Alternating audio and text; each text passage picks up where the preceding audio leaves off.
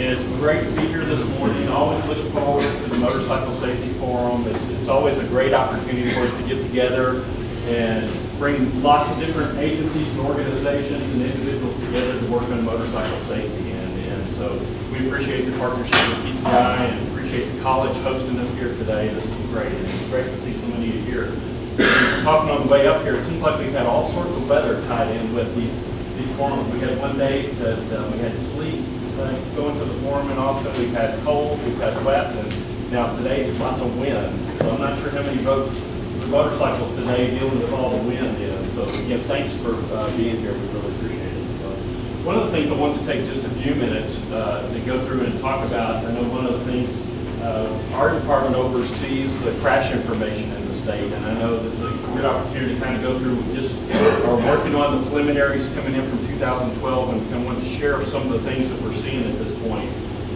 In 2011, for the state, we ended up, so far the information we have, we were at 3,062 fatalities.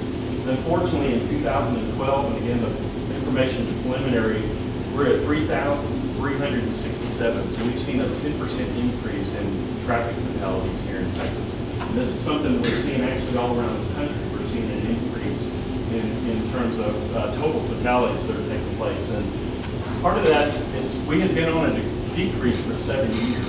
And so lots of discussion going on now, what's happening, what's taking place. And typically when the economy is worse around the country, people aren't driving as much, don't see as much freight that's taking place, and people are driving less out in rural areas where we see a lot of our fatal crashes.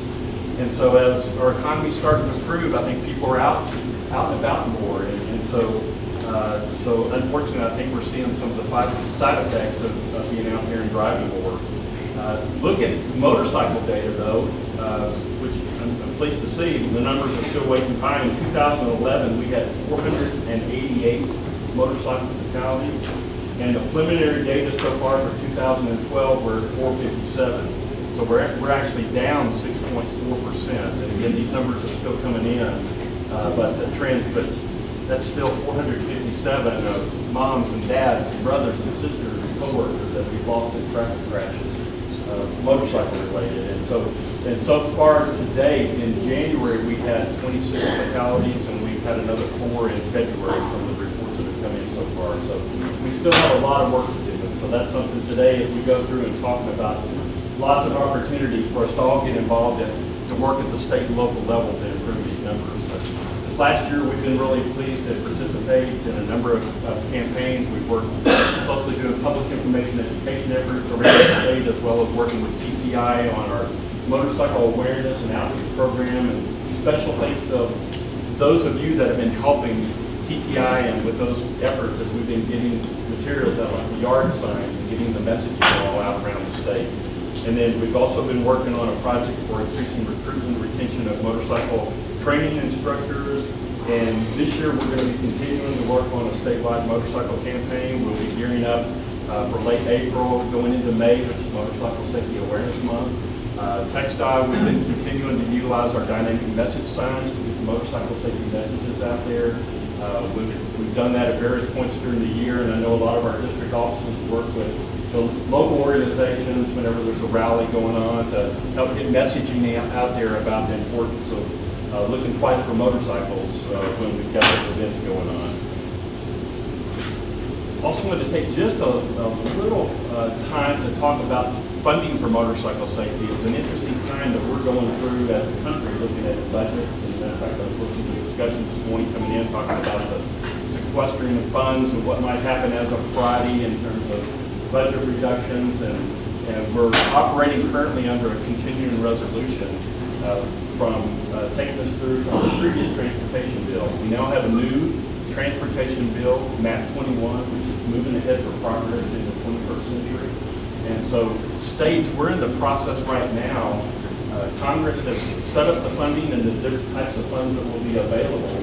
And so we're in the process right now of putting together applications for funding consideration for those funds. So we're actually currently working on an application that's due March 25th. And one of those areas we'll be applying for is motorcycle safety funding. And we've under the safety loop, the previous transportation bill, we were able to get just about $400,000 a year to help us with motorcycle safety. And so under the MAP 21, the numbers aren't quite as high. We're anticipating probably somewhere around 300,000, but it's, the requirements that they set forth under MAP 21 are very similar in terms of what will be required for us to submit an application for funding. And so those awards that they're going to be providing will help us in terms of putting together programs to reduce single and multi-vehicle crashes involving motorcyclists. And there's several areas, and we only have to qualify for 2 out of 6 areas under MAP 21. And one is to have a motorcycle rider education training, which we do as a state, and also having a motorcycle awareness program, which we also have a number of efforts underway. Also, another area is you can have a reduction in fatalities and crashes involving motorcycles. So our numbers are down a little over 6%, so we'll see how that plays in. So we don't think we're going to have any problem at all in terms of getting that application in and getting the funding. So there's 3 other areas: impaired driving program, where you have a statewide program to reduce impaired driving with specific measures that are tied in with motorcycle operation. And then there's another area is a reduction in fatalities and crashes involving impaired motorcyclists. And again, we're going to have King Copeland with NHTSA is going to come up and talk, and I'm sure you'll be sharing some of the information in terms of what we're seeing in terms of numbers. And then another area is the use of fees collected for motorcyclists for motorcycle programs. And so again, we're working on that application now, and so hopefully we'll be getting those funding. We've actually gone through typically the time of year that we're getting together. We're in the process of actually soliciting proposals for funding consideration. And because of this new transportation bill, all of our planning process has moved up earlier. We actually now have to submit our funding applications to the National Highway Traffic Safety Administration for the federal fiscal year. We put together what we call a Highway Safety Performance Plan, and that's due the 1st of July for 2014. So we've actually already gone through our request for proposal process, had several proposals turned in for funding consideration, and so those have been reviewed, and we're going through and looking at projects for funding consideration right now. So we've got lots of opportunities. I think as we'll, in just a minute, we're going to go around the room and introduce ourselves. We've got a number of TxDOT staff here, and just kind of note those folks and where they're from, and encourage you to tie in with those individuals. And we're also really excited from the TxDOT perspective is that we've recently we're in the process right now of expanding our staff. We will have a full-time TxDOT traffic safety specialist in every TxDOT district office. So we'll have all 25 districts covered with a full-time person. And then in the large areas, the Houston, Dallas, Fort Worth, San Antonio, and Houston, we'll have 2 full-time staff. You're going to have the opportunity to meet some of those folks here today. And so encourage you with your local activities to tie in with traffic safety specialists, that we can be great partners there at the local level.